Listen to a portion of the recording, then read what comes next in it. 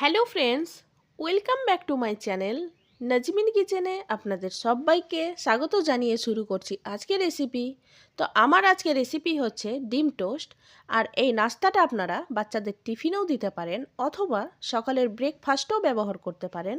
তাহলে চলুন দেরি না করে রেসিপিটা শুরু করা যাক। আর স্কিপ না করে সম্পূর্ণ ভিডিও দেখতে থাকুন, আশা করি অনেক ভালো লাগবে। তাহলে চলুন। তো এখানে আমি নিয়েছি 4 পিস পাউরুটি, আর নিয়েছি এখানে 3টি ডিম, এভাবে আমি ভেঙে নিয়েছি।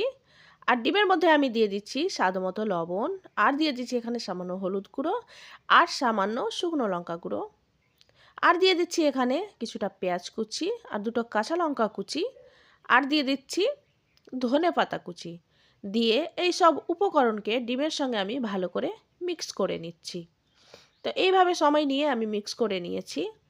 এরপরে আমি এই ডিম টোস্টটিকে ফ্রাই করার জন্য আমি গ্যাসে একটা পাত্র বসিয়ে দিয়েছি, আর দিয়ে দিচ্ছি এখানে তেল। আর তেলটা গরম হয়ে গেলে আমি এখানে দিয়ে দিচ্ছি, আর এই ডিমের ব্যাটারের ওপরে আমি এই পাউরুটি এইভাবে ডুবিয়ে উলট পালট করে এই ব্যাটারগুলো পাউরুটির মধ্যে আমি লাগিয়ে নিচ্ছি।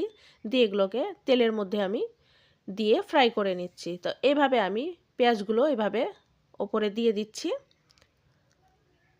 তারপরে আবারও আমি একটা পিস নিয়েছি পাউরুটির, দিয়ে আবারও এভাবে উলট পালট করে আমি ডিমের ব্যাটারগুলো লাগিয়ে নিচ্ছি। তো এইভাবে লাগিয়ে আবারও আমি তেলের মধ্যে দিয়ে দিচ্ছি, দিয়ে এগুলোকে আমি ফ্রাই করে নিচ্ছি। তো এইভাবে উলট পালট করে, আর গ্যাসের ফ্লেমটাকে একদমই লোতে রেখে এগুলো আমি ফ্রাই করছি। তো এইভাবে উলট পালট করে আমি লাল লাল করে এই ডিম টোস্টটিকে তৈরি করে নিচ্ছি। তো দেখুন বন্ধুরা, এইভাবে আমি ফ্রাই করে নিয়েছি। এরপরে আমি তুলে নিচ্ছি।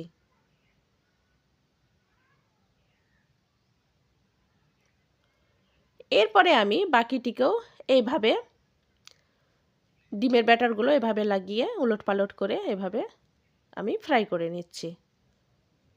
আবারও আমি এইভাবে লাল লাল করে ফ্রাই করে নিয়েছি, এরপরে তুলে নিয়েছি। তো দেখুন বন্ধুরা, এই ডিম টোস্টের রেসিপি একদমই রেডি। আর একবার হলেও এইভাবে ট্রাই করবেন, আশা করি অনেক ভালো লাগবে।